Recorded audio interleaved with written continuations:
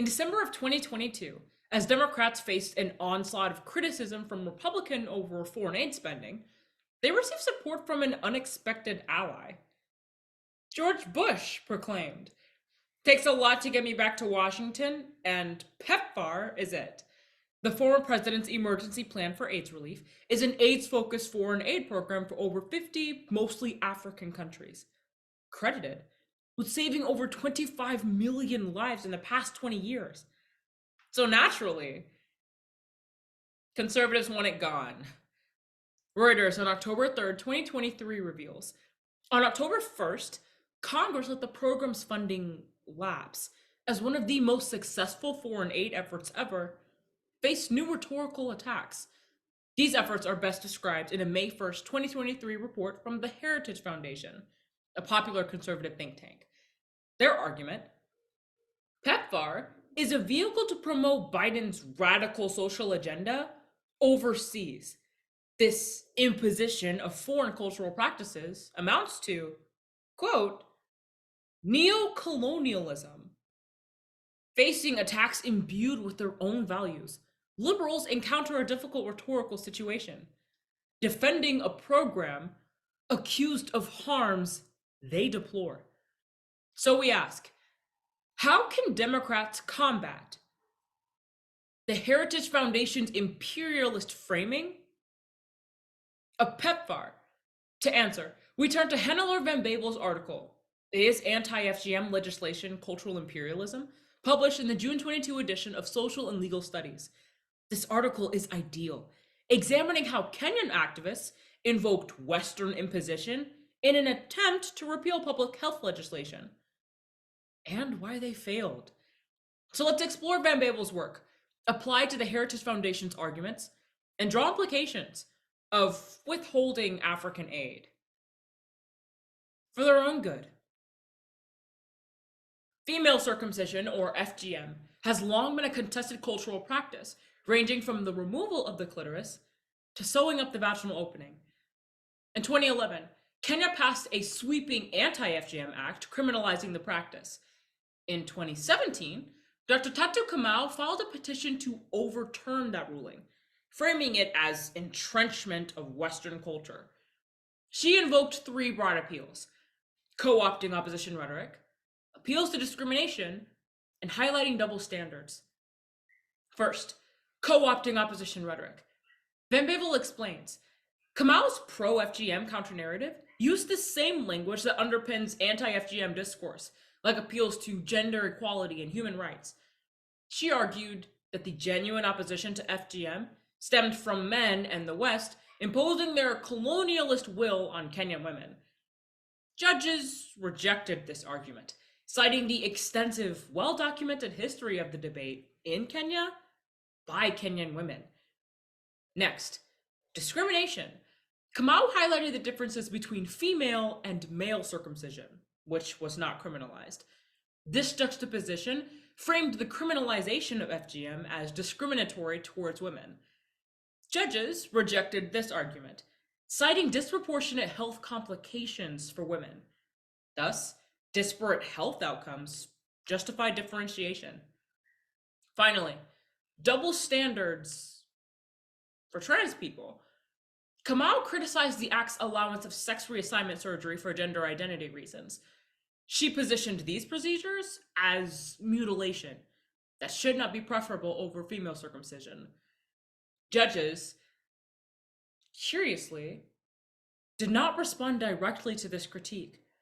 However, after the case, the Anti-FGM Act was expanded to be more comprehensive, criminalizing all genital surgeries, potentially threatening access for transgender and intersex people. With this understanding of Van Babel's model, let's apply it to the Heritage Foundation's condemnation of PEPFAR. First, co-opting opposition rhetoric. The Heritage Foundation's critique of PEPFAR invoked progressive framing. Their May 2023 report specifically referenced the donation of antiretrovirals and condoms as, quote, a form of colonialism. They then acknowledge this opinion as unpopular in the US and attribute this unpopularity to, quote, institutionalized discrimination against Republicans. Here, the Heritage Foundation underpins its anti-PEPFAR rhetoric using impacts typically employed by progressives. Next, discrimination. The Heritage Foundation argues PEPFAR's implementation is discriminatory, explaining the same few countries receive HIV/AIDS support, neglecting other countries that could use those resources. They also criticize the decision to allocate money solely for HIV, neglecting broader healthcare concerns. Here, claims of discrimination center on two prongs. Different countries receive different sums of money, and special attention for HIV discriminates against other diseases. Finally, double standards for queer people. The Heritage Foundation explicitly ties PEPFAR to Biden's LGBTI agenda overseas.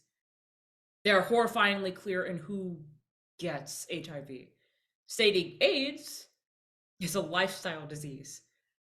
With HIV firmly positioned as a queer concern, the Heritage Foundation frames PEPFAR as an imposition derided by locals.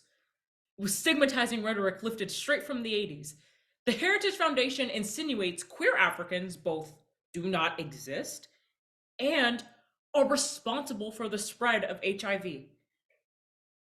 So, how can Democrats combat the Heritage Foundation's imperialist framing of PEPFAR? The Heritage Foundation's arguments mirror the strategies employed by Dr. Kamau, suggesting they may also mirror vulnerabilities. Revealing the hollowness of co-opted rhetoric and directly disproving discrimination could be apt first steps. But concerns arise on how queerness and queer people may be exploited in the process. Let's unpack this answer in two implications. First, judges' rejections of Kamau's first two arguments offer clear steps forward. The Heritage Foundation's co-opting of colonialism represents a clumsy attempt to homogenize Africa, a continent comprised of 52 different countries, each with their own varied priorities and interests. Rejecting a monolithic framing of PEPFAR through African eyes would be prudent, along with highlighting the absurdity of conservatives invoking institutionalized discrimination while directly disproving it in other racial conversations. Similarly, appeals to different countries receiving different sums of money can be addressed with appeals to proportionality. Some countries are bigger than others.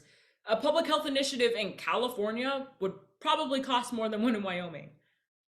Ultimately, our analysis reveals the Heritage Foundation's proposal as a game of Mad Libs with terms they do not understand. So step one is pointing that out. Finally, as PEPFAR's defense evolves, our analysis highlights areas of caution. Van Wibbel reminds, a central component of denying Kamau's third argument was not a reaffirmation of trans rights, but a rejection of them. Ugandan lawyer and human rights activist Sylvia Tamal argues, static notions of protecting African authority have long been weaponized against women and LGBTQIA communities, their rights, in service of movements that have nothing to do with them. The Guardian of October 6, 2023 exposes inaccurate Republican accusations that PEPFAR forces abortions on African countries. Herein lies the true hypocrisy of this entire situation. $1 billion in aid to stop African people from dying of AIDS has been delayed over this country's inability to reconcile divergent feelings on abortion and queerness. If that's not neocolonialism, then I don't know what is. The future of PEPFAR remains in the balance, and the reason why is not. After exploring Van Wibbel's model, applying it to the Heritage Foundation's arguments, and drawing implications, we now know exactly why this funding is in danger. And hopefully, some semblance of what to do about it.